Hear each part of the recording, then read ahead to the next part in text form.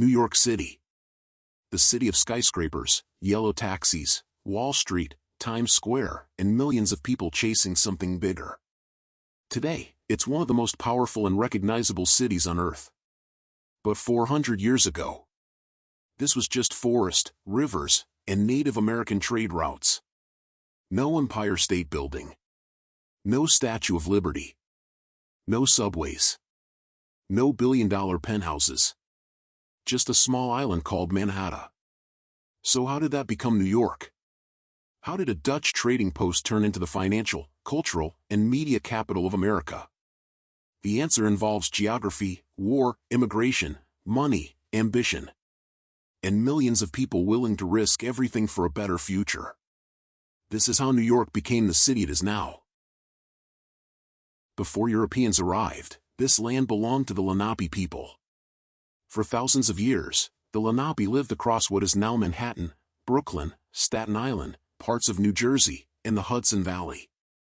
They fished the rivers, hunted in the forests, farmed the land, and built trade networks across the region.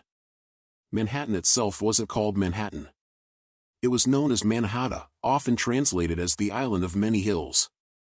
And unlike the city we know today, it was green, wild, and full of life. This wasn't empty land waiting to be discovered. It was already home. That part of the story matters. Because when Europeans arrived, they weren't founding civilization. They were entering someone else's. In 1609, English explorer Henry Hudson sailed into the harbor while working for the Dutch East India Company. He was looking for a route to Asia. He didn't find it. But he did find something just as valuable: fur trade opportunities. That discovery changed everything. By 1624, Dutch settlers established a permanent settlement near today's Governor's Island, and by 1625 to 1626, Fort Amsterdam was built at the southern tip of Manhattan. The settlement became New Amsterdam, the center of New Netherland. This was never meant to be a glamorous city. It was a business project. The Dutch West India Company wanted profit. Specifically, beaver pelts. Fur was luxury currency in Europe, and Manhattan was perfectly placed for trade.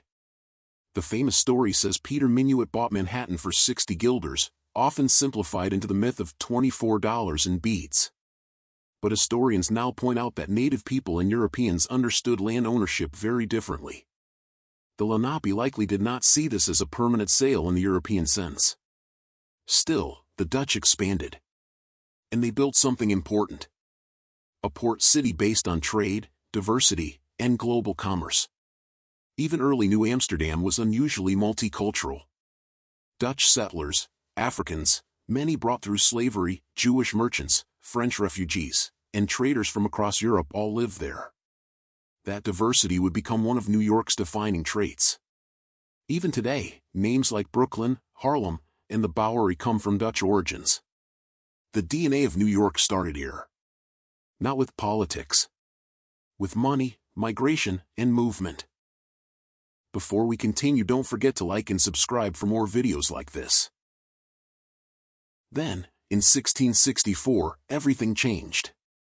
English warships arrived. The Dutch surrendered with barely a fight. New Amsterdam became New York, named after the Duke of York. And just like that, Dutch New Amsterdam became British New York. But here's the interesting part. The English changed the flag. But not the formula. The city stayed focused on trade. Its harbor was too valuable. Its location was too strategic. New York sat between the Atlantic Ocean and the interior of North America. Whoever controlled it controlled commerce. That made it powerful. And power attracts people. Population exploded. Merchants got rich. Ports expanded. And by the 1700s, New York was becoming one of the most important cities in the American colonies. Not the biggest yet, but the one with the biggest future. Then came the American Revolution. New York became one of the most important battlegrounds of the war. The British occupied the city for years. George Washington fought major battles nearby. And after the war, New York briefly became the first capital of the United States. Yes, Before Washington, D.C., the U.S. government operated from New York. George Washington was inaugurated as the first president on Wall Street. That symbolism matters. Because even then, New York was already becoming the center of American power, not just politically, but economically. And then came one of the biggest turning points in the city's history. The Erie Canal. Opened in 1825, it connected the Hudson River to the Great Lakes. Suddenly, goods from the American interior could flow straight into New York Harbor. That made New York the gateway between America and the world. Chicago had grain. The South had cotton. But New York controlled where the money moved. And once a city becomes the place where money moves, it rarely gives that up. The real engine of New York was immigration. In the 1800s and early 1900s, millions of people arrived here. Irish escaping famine. Italians escaping poverty.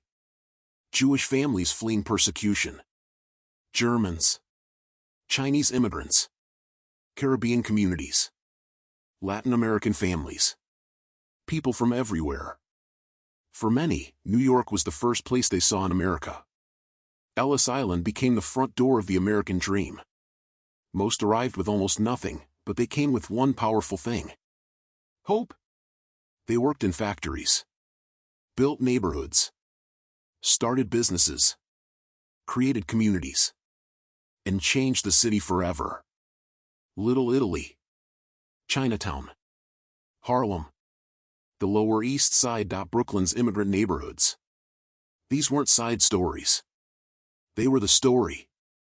New York became powerful because people kept choosing it. Even when it was hard. Even when it was crowded, dirty, and dangerous. Because if you could survive New York, you could become someone. That belief still exists today. Then New York looked up. Land in Manhattan became expensive. Very expensive. So instead of building outward, they built upward. Steel frame construction and elevators made skyscrapers possible. And New York turned vertical. The Flatiron Building. The Chrysler Building. The Empire State Building. These weren't just buildings. They were statements. Proof that bigger was better, proof that New York intended to dominate. At the same time, Wall Street became the center of global finance. Banks. Stock markets. Insurance. Corporate headquarters. If London represented old money, New York was building new money. By the early 20th century, New York wasn't just an American city. It was becoming the capital of capitalism. And the world noticed. But New York didn't rise in a straight line. The city faced major crises. The Great Depression. Crime waves. The 1970s financial collapse. Near bankruptcy. Subway violence. Urban decay. For a while, people thought New York was finished. That its best years were behind it. The city looked dirty. Dangerous.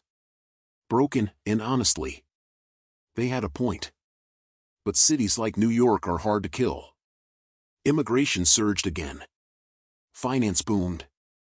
Tourism exploded. Neighborhoods reinvented themselves. And the city fought its way back. Then came September 11th. A tragedy that changed New York forever. But it also revealed something essential. This city rebuilds. Again. And again, and again. That may be New York's greatest strength. Resilience. So what is New York now? It's a contradiction. Luxury penthouses next to public housing. Global wealth beside deep inequality. Art and finance. Ambition and exhaustion. Dreams and rent payments. It is one of the richest cities on earth. And one of the hardest places to live. But people still come. Because New York still sells the same thing it sold 400 years ago. Possibility. You can disappear there. Or reinvent yourself. You can fail publicly. Or become unforgettable. That's the real product. Not buildings. Not tourism. Not even money. Possibility. That's what New York exports. And that's why it still matters. So how did New York become the city it is now? Geography made it useful. Trade made it rich. Immigration made it alive. And ambition made it vertical. It was never built around comfort. It was built around momentum. That's why New York feels different. Because it doesn't ask if you're ready. It just moves. And you either keep up or get left behind. That's why millions came. Why millions stayed, and why, after 400 years, New York still feels like the center of the world. Because New York was never just a place. It was a promise. And somehow, people still believe it. Thank you for watching. Don't forget to like and subscribe for more content like this, and leave a comment where you want me to make a video on next.